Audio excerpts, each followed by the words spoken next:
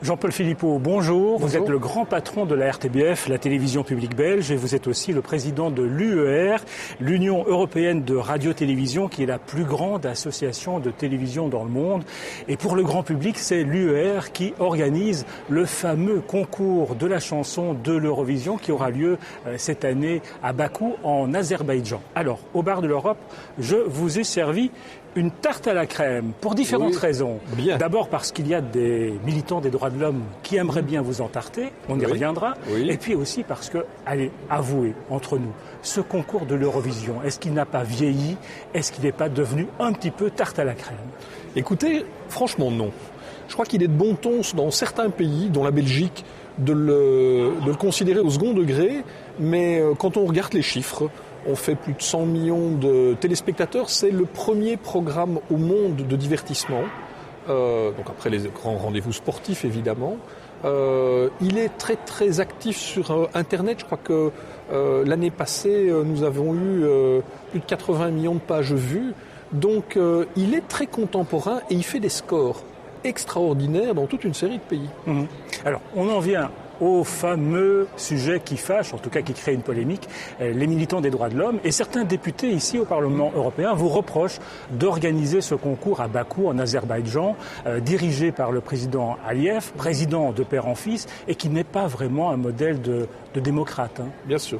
Alors, je pense que, d'une part, on entend ces propos, mais d'autre part, il faut peut-être reposer la question dans deux plans. Il y a le plan du concours en lui-même. Qu'est-ce que c'est ce concours? Ce concours, c'est une compétition entre télévisions, pas entre États, avec à la clé la télévision qui emporte le concours, qui a la charge, l'honneur, plutôt la charge, de l'organiser la fois suivante. C'est pour ça qu'on va à Bakou cette année. C'est pour ça qu'on va en Bakou, parce que la candidate de Iktimay, la télévision azérie, a remporté le concours l'année passée. On était l'année passée en Allemagne, l'année d'avant on était en Scandinavie, l'année avant encore on était en Russie.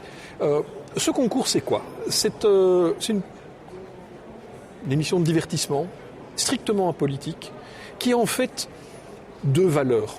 Une qui résonne fortement pour moi, qui est une valeur de diversité. C'est probablement dans le domaine culturel, de la grande culture, de la culture populaire, l'émission qui montre à quel point l'Europe, dans son sens géographique du terme, est diverse. Et ça peut paraître parfois comique, ringard, pour certains, complètement passionnant et attachant pour d'autres. L'autre vertu, c'est de mettre sur un même plateau, dans une compétition très ludique, des pays, des cultures qui parfois s'affrontent. Et on l'a vu il y a quelques années, c'était la crise au milieu des Balkans.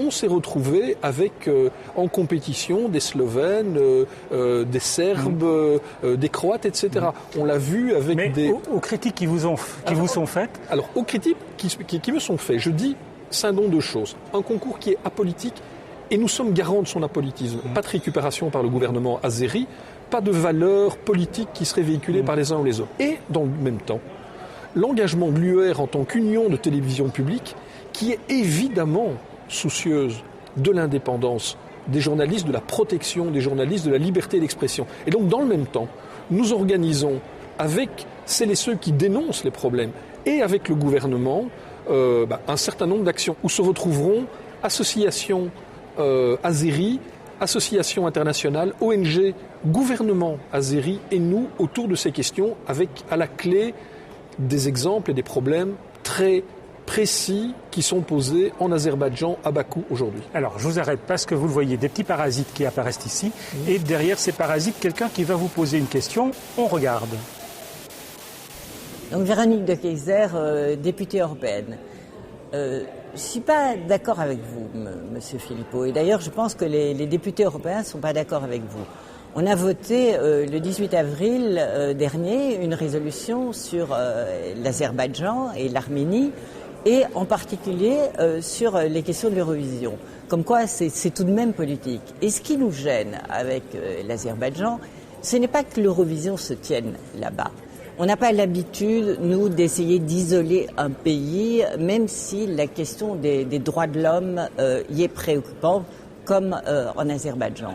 Mais le fait que, pour ce concours de l'Eurovision, il y ait des habitants qui soient expropriés, des maisons qui soient détruites sans autre forme de procès, que des journalistes soient tabassés, soient emprisonnés, fait que cette question de l'Eurovision va se faire dans un climat qui est répressif du point de vue des droits de l'homme, tout en donnant à l'Azerbaïdjan une formidable vitrine au monde. Il y a des millions et des millions de spectateurs, vous le savez bien, qui vont regarder cette émission, et si on ne leur dit pas à l'avance, attention, il y a des questions des droits de l'homme là-bas, il y a des violations, et ce concours de l'Eurovision ne peut pas servir à ça.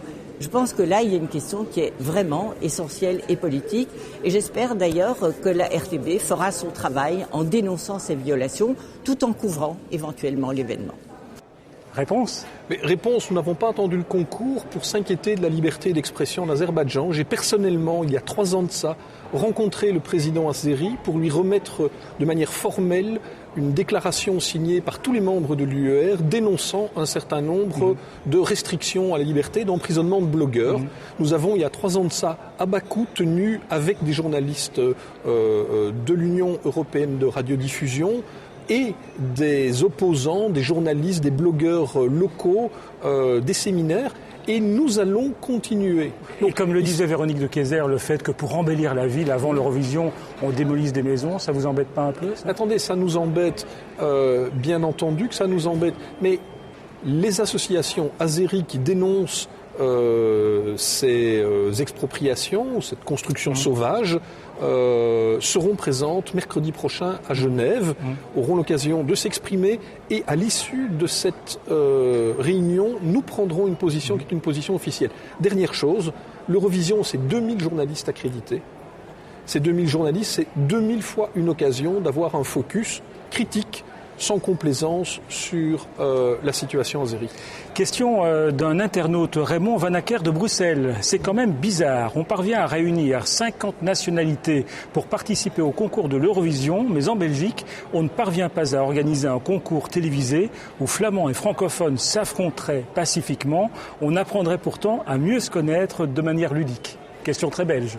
Alors, c'est une question très belge. On a des échanges assez réguliers, mais il est vrai qu'on vit dans 2 univers culturels assez cloisonnés, distincts. Et d'ailleurs, on envoie successivement un candidat francophone une année, un candidat néerlandophone une année pour concourir à l'Eurovision. Petit clin d'œil, l'année où le candidat est néerlandophone, la RTBF couvre également. L'année où le candidat est francophone, la VRT couvre également. Pas et de cette sectarisme. année, c'est un candidat néerlandophone. Je souhaite qu'il gagne et nous organiserons dans un espace extrêmement démocratique où la liberté de presse et d'expression est garantie, l'Eurovision l'année prochaine. Jean-Paul Philippot, merci d'être venu au Bar de l'Europe. Merci et à puisque vous nous dites que la tarte à la crème, ça a du bon, on va la goûter. Goûtons-la.